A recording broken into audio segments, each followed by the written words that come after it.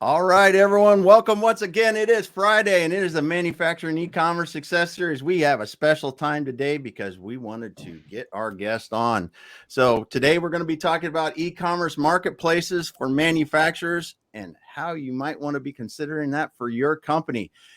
I'm one of your co-hosts, Damon Pistolka, and with me, that guy right over there. I can never get the finger quite straight, but it is Mr. Kurt Anderson, my co-host, and I'm going to let Kurt take it away from there. Take it away, Kurt, my friend. Damon, happy Friday, brother. Man, it's like super early, your first cup of coffee in your side of the world. We're just kind of mid-morning. We're not where I'm at. And of course, like we're across the pond today. You know, we were in Barcelona on Monday with our dear friend Aline in Barcelona, Spain. And now we're heading over the pond over to our friend Alex in Germany. So guys, what a huge warm welcome to our dear friend. And, you know, the name of the program, Manufacturing E-commerce Success.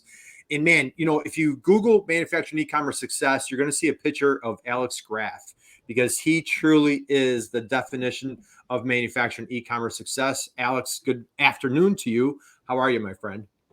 Thanks for the invitation. Feels great. Feels great being guest here in the show, talking about B2B and e-commerce and the future and all this digital stuff. So it's going to be a good session, I think. Wow, this is going to be great. And I just want to, you know, for folks that are new to you and Spryker and everything that you have going on, boy, they're going to learn a ton in this session. Yeah. But you know what? I'm looking over your shoulder and I see this wonderful reflection in the glass. Can you turn your computer around real quick? Can you just? I can make it jealous. So it's a reflection of our dog Bruno. Bruno is here. Bruno, and maybe a little bit more. So it's like look at that view. European summer here. That is absolutely awesome. Awesome. Well, thank you for sharing that. We're gonna just kind of relish that view right over your shoulder, that reflection. So, Alex, let's take a deep dive. You're a serial entrepreneur. You have a thriving podcast on e-commerce in Germany. I think the leading podcast. You've written a book on e-commerce. So you really have just been an absolute rock star.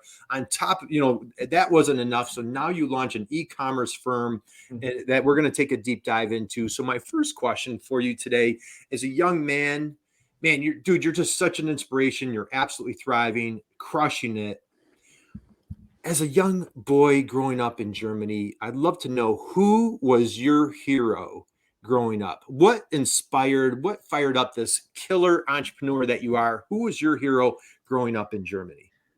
I never had a real hero, so I was always impressed by people that just did stuff, that really achieved stuff. So and I never worried about like, will I be able to achieve this kind of stuff? Let's try it. And this led to our first entrepreneurial journeys when I was 18. We started a club, like 400 people, actually in my hometown Kiel, the Luna Club, partying every day. And many of my co-entrepreneurs from my generation started with organizing parties, doing events, and all this stuff. Today, you're going to start with building an app or so, but it was different back at this time. And this kind of doing attitude never stopped. That's what brought me here where I am. Awesome. The do it attitude. I'll take away other young entrepreneurs kind of feeling that fire, getting things going. Man, we have a bunch of people in the chat. Oh, yeah. Today. We've got Val, happy Friday, Val. We've got John Boglino. We've got Tariq. We've got Kazi, hopefully I'm pronouncing that right. Alvaro. Got Val. So guys, thank you. And if you're out there, drop us a note, give Alex a big hello. First off, connect with Alex on LinkedIn. You'll be so grateful that you did. You want to check out everything he's got going on at Spryker. So, Alex, let's take a deep dive. And so a couple weeks ago, we had a wonderful guest. Her name is Dory Clark, Wall Street Journal bestselling author. She's just a total powerhouse. And we were talking about dreams. And so entrepreneurs that have a dream, boy, and there's tons of entrepreneurs that have that dream. They can talk about it, but to really take it to that next level and execute it.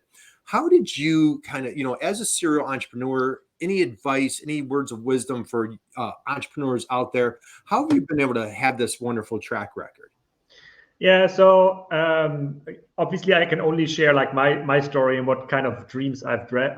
And how it worked for us was actually, you should focus on the next achievable dream. So when we started our entrepreneurial career, obviously, let's start with the event business. So why did we start an event business? Because when you are at this young age, you're going to events, parties, whatever, and you start wondering, okay, how can I do it better? Maybe I have like a better idea for the DJ, for the catering, whatever. So let's do this. When you're in the event business, obviously start doing parties, then you have to book venues, and then you think, maybe I would be much better off like owning such a venue. Maybe I'd like to rent venues out to other parties organizers. So it's kind of the next step. And the same happened actually with Spryker. So we started with agency businesses. So when we built our first couple of like major e-com agencies in 2010, 2011, we just had so much demand from corporates, B2B and B2C corporates saying, okay,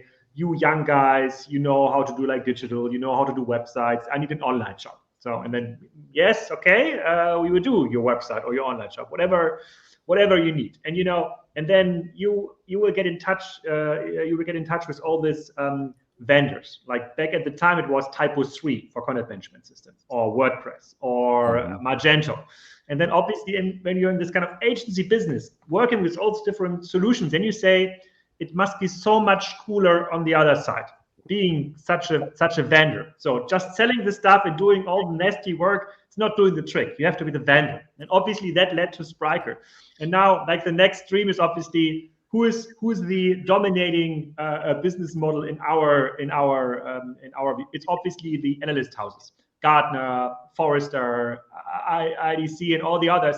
They are winning. Then you ask, okay, isn't it so much smarter to become such an analyst house? Because every vendor, every practitioner pays. It seems to be like a superior business model. And that's what I say was like the next achievable dream. You have to understand your business. You have to understand like your stakeholder set to be able to think about new solutions. I don't want to say I start Gartner now. I'm Spryker, but it's like that's how it worked out for me. I don't know if this kind of method or strategy is working out for other people, but I think if you see like a thing you think you can solve better, just do it, and it will lead you to the next maybe bigger thing.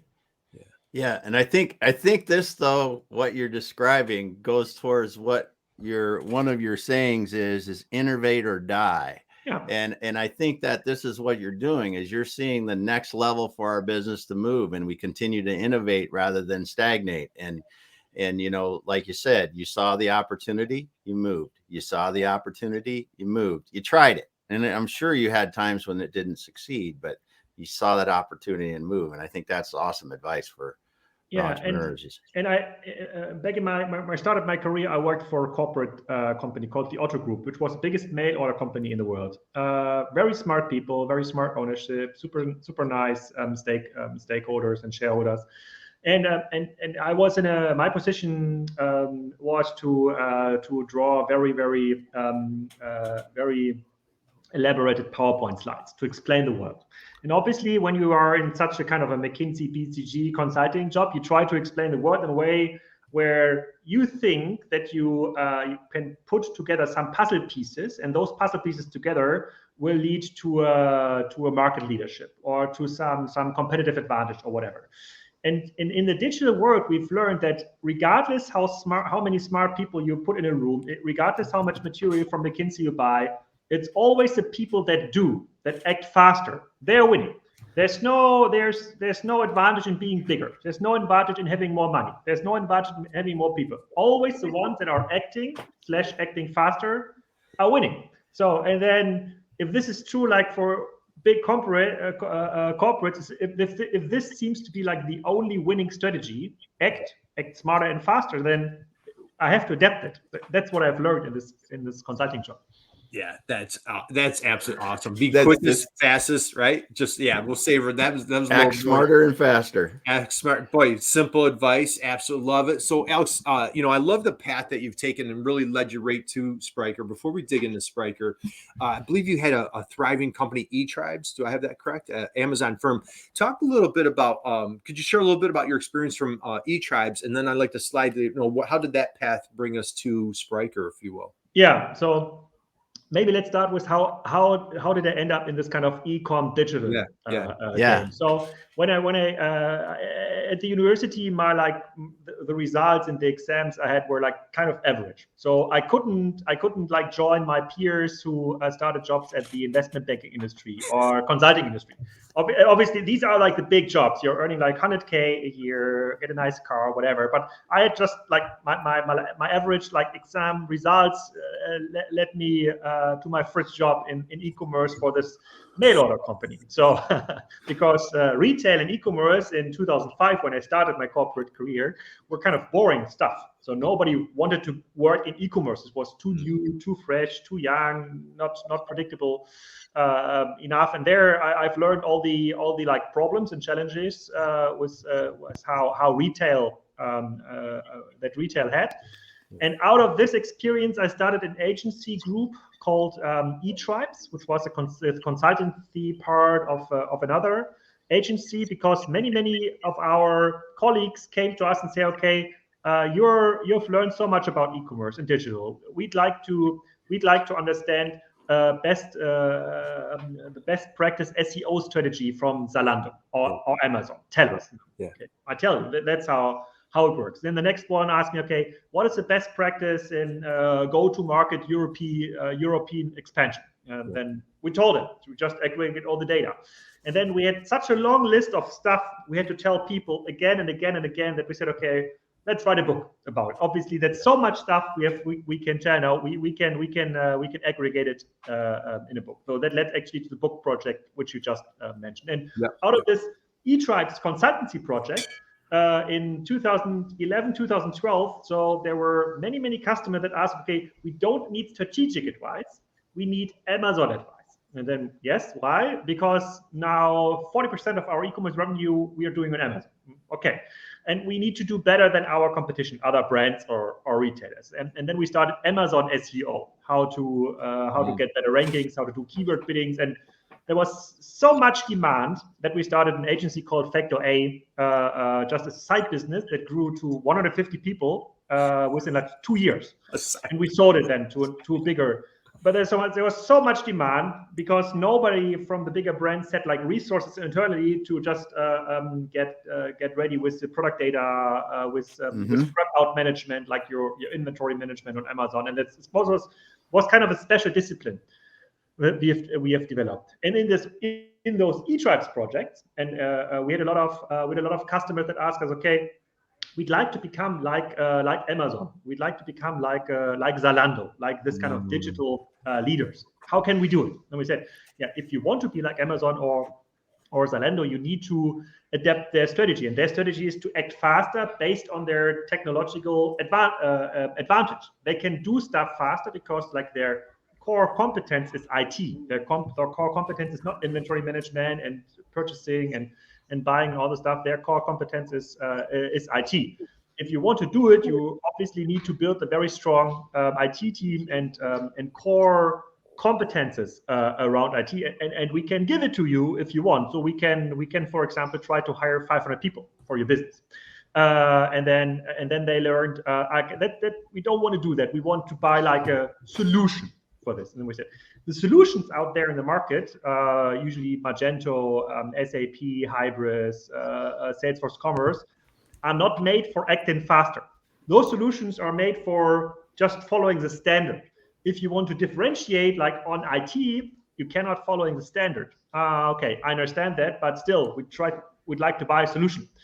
And we say, okay, there's no solution out there, so we have to start something that is like more around like a framework, a modular system that is not limiting your abilities from a business model perspective or from a delivery perspective. That really gives you a competitive advantage on the IT side. And this led actually into building Spryker. There was so many customers which we couldn't tell based on their demand, being more agile, being faster, putting IT as part of their core competence. We said, based on the technologies we know as an agency, which we implemented as an agency, we cannot help you. Those technologies are not made for you. Those technologies are just off-the-shelf stuff where you have to put your business inside. Yeah. And if you want to differentiate, you cannot buy off the shelf. That's how it works. Wow. So there's a lot to unpack here, but this is really cool because you saw a need in the market that wasn't being filled because these people couldn't build a marketplace within the current framework of the solutions out there. And that's what really started Spryker. Yes. Yes. Yeah. And the marketplace project was one of our first projects. Actually, it was a marketplace called Sirup, where two big corporates in Switzerland tried to compete with Amazon, and they used Spryker as a basic infrastructure for it. Wow. All right. So before we take that deep plunge into Spryker, what I want everybody to just kind of soak in here, Alex, is just, I appreciate your modesty, appreciate your humility, but boy, your side hustle was 150 people. Is that what you said? Do you just feel that you were just put on this earth just to be a relentless entrepreneur? Do you just have are you executing better? Do you have better vision? Like what do you attribute the success as a serial entrepreneur? So I'm not this kind of relentless guy you're seeing on LinkedIn and YouTube videos, not sleeping and like working all the day. So I'd like to sleep, to be very honest, and I'd like to binge watch Netflix series. And I do it. No, I think it's part of the focus decision we've made when we started in 2011 after I ended my corporate career, and we started with all those agency businesses. Obviously, we started like 12 different business models, like just in 1 year. So 12 like notary appointments, like 12 different teams. And back at the time, we thought that just having developer resources, online marketing resources, and some sales resources, those are like the 3 ingredients you would need for a successful digital business model, like import kind of longboards, put an online shop live and sell those longboards, for example.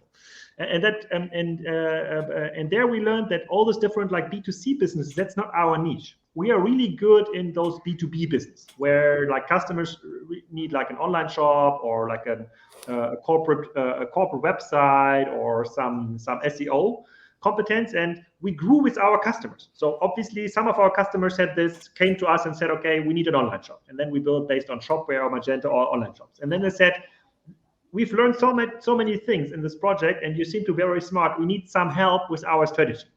Okay. And then we built this kind of strategy business. And then now we know that part of our strategy online will be selling more on Amazon. Now we need more Amazon help. And then, okay, then we start the next business. And and then we grew with our customers. It's essentially, it was always like the same customers. The average size of the customers grew, but they had different needs, and in this kind of need journey, we just built agencies or solutions for those customers. And this kind of focus really helped us, because one of our core beliefs is that we have to deliver really good stuff, really good quality in the project and on the software side, and therefore this kind of word of mouth effect helped us a lot. And then there's no real risk. Obviously, the businesses we started were, I don't want to say risk-free, but when we started Spryker, we had already like 20 customers that needed this kind of solutions. It was not kind of a blank sheet where you said, okay, based on our BCG matrix, we see a couple of advantages and disadvantages, so let's do this or that. That was not the case. We always had like many customers for the businesses we started, and some like grew very big, like this Amazon agency. Another business we incorporated with eTribes was About You, which is now a 2,000 people IPO'd company already, which is one of the leading fashion companies in Europe. And this was a consultancy job. We helped the auto group, the mail order companies, to develop a new B2C a business that became then About You, where one of our MDs became the CEO. And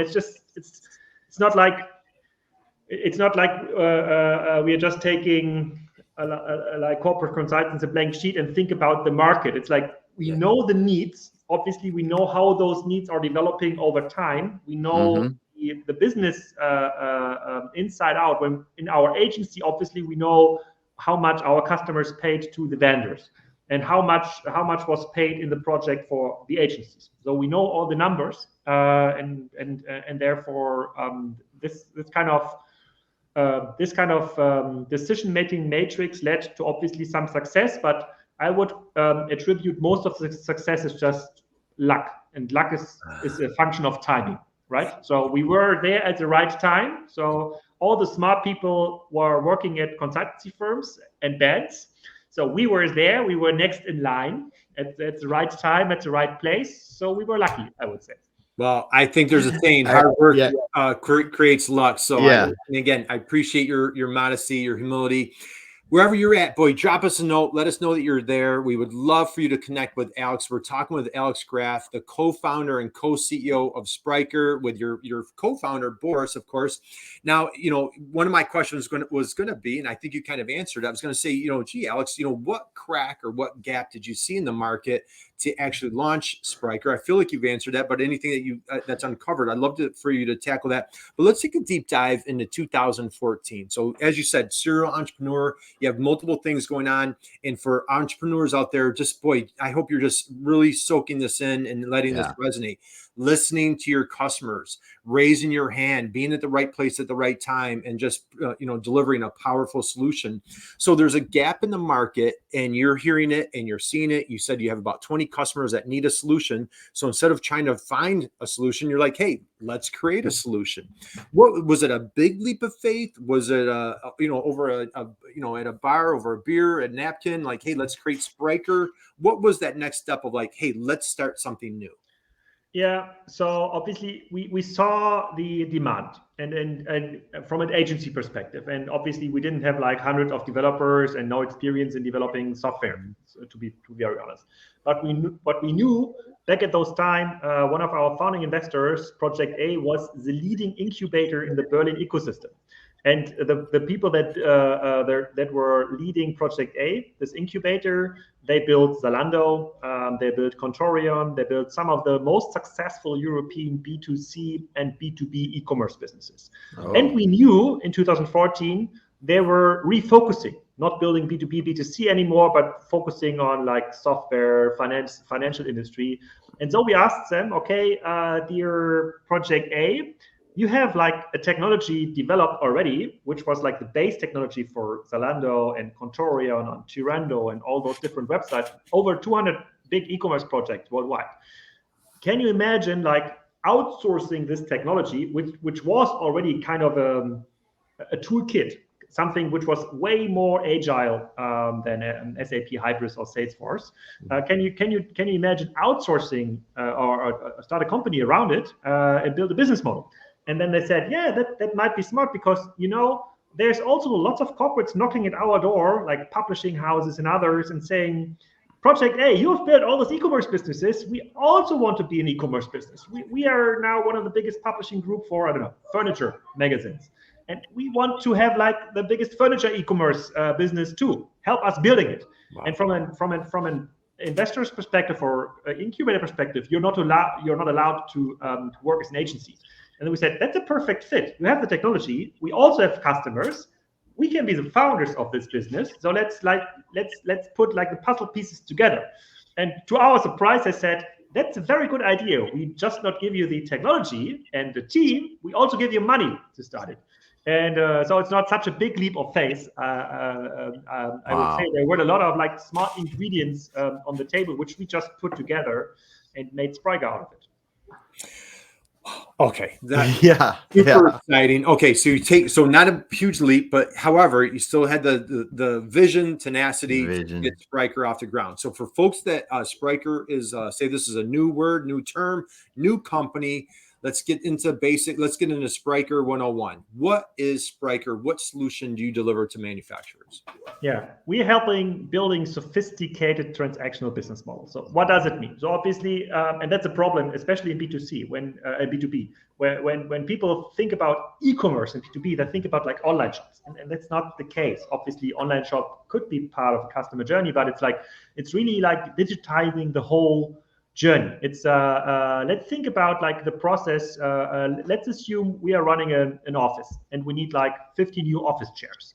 Mm-hmm. And then there might be like 3 different providers. Provider number 1 has a very smart website. We are just like posting our request because we are in a request for quote operation mode here. We are not just selecting chairs and then and buying. We want to have like a quote. We are just putting in there our request and we want a quote. And then the next provider, just a website and a phone number, we have to call. We call them and say, okay, we need like 50 office chairs, and this one says us, okay, we will send you like a catalog or one of our sales force to your office, because it needs to be like a superb tailor-made experience. Right. And at the time you're having like this kind of phone call, provider number one is giving you a quote already with information about pricing and like on what places can be delivered and what kind of options do you have. And you can change your request. You can say, okay, I want to have like 20 red ones and 20 white ones, and these like 3 to offices, like please update your quote. And the time you're like finishing the call with the one just offering you the phone number, the other one obviously gave you like an actionable like a piece of information where you know what kind of furniture, what kind of guarantee, what kind of delivery options, what kind of update options, and that's e-commerce. That's e-commerce in B2B. It's like really being faster and better than the competition. And through the whole journey, I never mentioned price. The price was never a piece of this kind of two journeys. It just like journey number one was just smarter and better equipped for you and helped you much better. And journey number two was just slow. And this is actually where like Spryker comes into play. Like all these like different journeys, especially in B2B, they're not following a certain standard. Every company has like a different journey. And within like one company, there might be like 100 different customer cohorts with different workflows. This is something we help to build. We help to aggregate. We help to like put processes behind it, so that for every customer, for every potential journey, you have like the perfect digital path for this kind of customer. And it might end in an online shop, maybe, but that's not the standard use case in B2B anymore. And I think that's one of the biggest misconceptions in B2B. When we try to lecture the B2B market about e-commerce, they always said, okay, I don't want to have like an Amazon with my products. I don't want to have like a Zappos with, and that's not the case here. So whenever it's sophisticated, whenever it's more than just putting standard products on a website, and having like 1 or 2 warehouses where you manage your inventory, this is actually something where Spryker comes into play and where we help like build whatever customer journey is necessary. That's perfect. All right. So guys, and what I did is, if you go to Spryker's website, I dropped a link in the chat box. You have a couple of phenomenal resource guides. And I love what you're saying. So for manufacturers, typically, it's very common. Like, hey, I sell a $250,000 piece of equipment, or I sell, $5,000 piece of equipment. People aren't pulling out their credit card and buying. However, they absolutely are making those purchases. Yeah. So you have a guide called Go Beyond. Let's take it another step further, Alex. So for manufacturers out there, whether an OEM with a finished good, or maybe they're somewhere in the food chain, they're a custom manufacturer, not necessarily with a proprietary product, but however, they certainly have proprietary processes. Talk a little bit about some of the solutions that you offer. And again, guys, I have the guide in the chat box here. Click in that guide. You can get it for free. But Alex, let's take it a little deeper dive. So for a manufacturer who really fits this model, but they just don't realize it, how do you have that conversation or kind of shine a light on e-commerce for those folks? Yeah, so many of those conversations today are starting with like marketplace conversations. Nice. They start with, okay, many B2B companies understand now that there is a chance to build niche marketplaces for their industries. And in the podcast I'm running, I have many of those marketplaces as a guest, and we are talking about marketplaces with like the total volume of like, let's say 5 to 10 billion in GMV, and this GMV is like is distributed between 100 to 1,000 merchants, like people offering the product, and maybe like 5,000 to 50,000 customers. And those niche marketplaces are like a big thing now. In Europe alone, we are talking about 500 B2B marketplaces already, where we have like usually regional monopolies. And it's I don't know if I'm allowed to say it, but monopolies make money.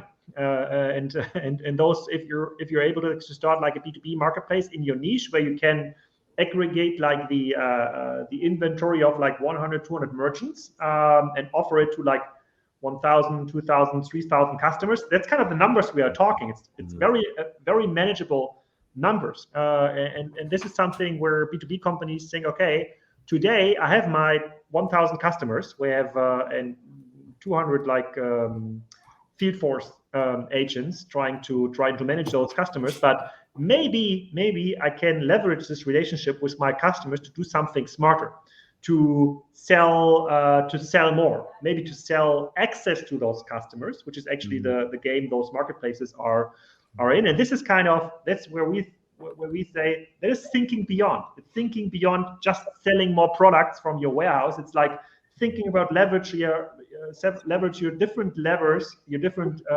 level of access to customers, of access to merchandise, of access to logistic infrastructure, and try to sell this kind of or try to leverage this kind of different layers. And definitely marketplace is one of the biggest drivers right now, but it's like we try to break it down into very simple customer journeys and say, okay, please tell us about your top 5% cohort of customers. So how do you reach them? How often do you interact with them? How does it work today? And we are not talking about like getting rid of the field force. That's not the trick here. That's not how it works. It's really about how to create more value for this top 5% cohort. Find like 10, 20 customers we can talk with. We can like design something which makes sense. And it could be something where those customers can download their order history or their invoice history or their inventory history, or where those customers can put like so-called pending quotes, where they say, okay, I would be willing to buy material ABC for price DEF, whatever, if it's available. Just let me know. Stuff like this, where you are trying to understand and scan the market for your customers, and like create a process where you will be able to ping those customers when this product is available for the relevant price. One of our customers, Pfeiffer Group, for example, which is like it's from the wood industry in Austria. They're helping their customer, and they to order the best size that fits in a truck. So let's say you're ordering like 20 pallets of whatever pre-processed wood or whatever, and then it said if you want to order like the 21st pallet that doesn't fit in this truck, you should order like another 20. And this seems like super simple, but it's usually not covered in the existing process, the existing ERPs. And this is like thinking beyond. It's really thinking about how to work smarter, how to make the life of your customers easier. It's not like it's in 99% of the cases, it's not about offering more for a better price. And this is like the big fear of the B2B companies, like giving up their price dominion, giving up the pricing information. And nobody's talking about that. It's like it's availability, it's service level, it's logistics, it's inventory management. Nobody's talking about prices these days. Man, there's this. Oh my God, dude, you're giving me chills. Yeah. There's so much to uncover right there. First off, Yep. Stephanie, happy Friday. Thank you for the question. Julia, thank you for having my back. She dropped the guide. It's a Go Beyond guide by Spryker. Thank you, Julia, for dropping that in the chat there for us.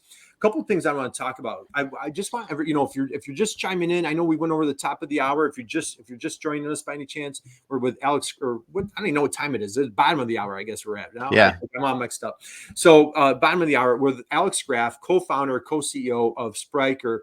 And Alex, multiple things. I just love what you just said there. So think about creating a marketplace, and in that guide and on your website with your preach, the mission of Spryker, you're helping manufacturers not violate your channel. That's such a threat and such a challenge for so many manufacturers. Like, oh, I'm going to violate my customers. You're helping folks go direct to customer through their channels, not necessarily violating their channels, creating their own marketplace. Just think if you could, as Alex was describing earlier, on like, hey, I see a problem. I'm raising my hand. I don't want to find somebody else to solve it. I'm going to solve it. Think if you're in an industry, you could be an industry leader by teaming up and partnering with Spryker and bringing a collective together in that marketplace. So, Alex, 650 Sprykees. Do I have that correctly? You've gone from at 2014 to 650 Sprykees, employees strong. Share a little bit about, what I was just mentioning there, like that leadership, for different industries, different companies that can create those powerful marketplaces. Take that a little deeper for us. Yeah. So I think the from a corporate perspective, if it's possible, they should follow like dream the next achievable dream too. That's the same thing. That's the same like strategy. How I build all the businesses that like a corporate should apply. Yeah. The biggest problem is like, and this is leading to channel conflicts. If you're like trying to build a strategy out of a blank sheet, and you say, okay, your company has to become like a marketplace or has to like compete in like different regions, and therefore you have to change A, B, C, and like people need to be educated much more on digital, whatever. That's not working because you're not. You will waste so much time explaining a strategy where you cannot know if it's working or not to like many people that are working for your company, and those people, most of them are willing. Most of them do want to do something. And if you cannot explain like the outcome like in 2 or 3 or 4 years, and those people are used to get this kind of prediction, this predicted outcome like for 2 or 3 years, you definitely must start like in a niche where you have some people that are trusting you, like 3, 4, 5, 10 people. We call it the coalition of the willing, and build something that matters. Based on this coalition, based on this momentum, you can add more people. You can go to the next stream. You can add like the next step. Maybe this next step will lead you to building a marketplace. Maybe this next step will lead you to expand into a new country.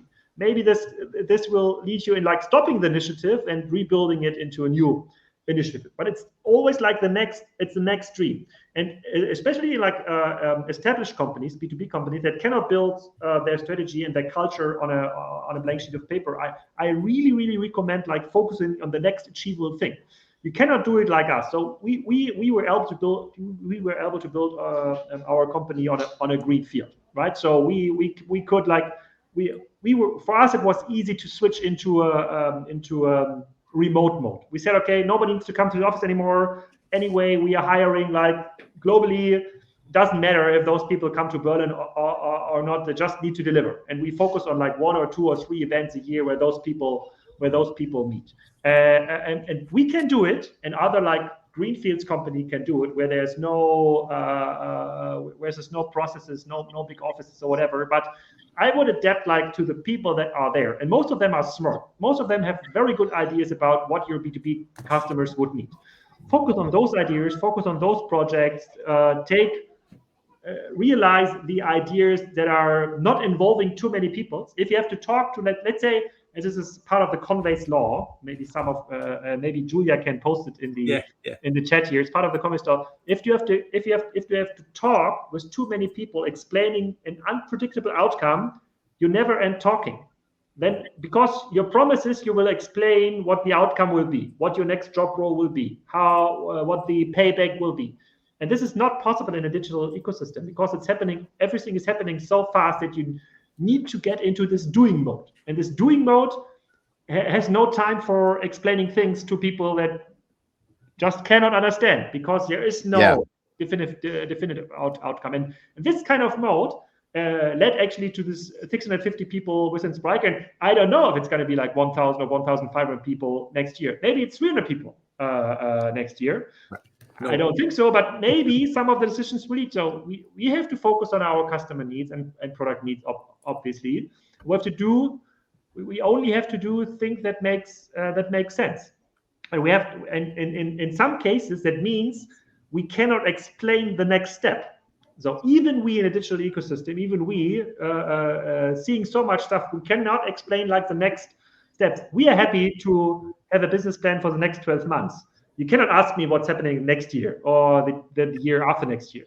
Who can know that? And if we cannot know that, most of the corporates can't know. And then you should stop like building business plans like for 2027 and 2020. It's ridiculous. It's like the market told you already it's not working. So stop doing it. Right. And man, all right, this is so good. I know I have a ton of questions, but I know I want to be mindful of your time, Alex. Yeah, we're getting close. I'm going off script a little bit here, Damon. So, Damon, we had the honor and privilege a couple months ago of interviewing Joe Foster, the founder of Reebok. And he shared a phenomenal story on what it took for him to take Reebok. You know, they were a small little family company, what it took for them to go global. Yeah. Alex, sure. Just, you know, what has it taken from you to turn this into a global company? Just share a little bit. So manufacturers that are out there, they want to go in other markets. Just share from your perspective, what's it taken to take Spryker global? So I think it's very easy. So we are like most of the B2B companies. We are in a B2B business. B2B business means it's built on business relations. Mm-hmm. We have to talk. You have to talk with other people, and the sum of like good talks, of good relations with other people, they are creating the outcome.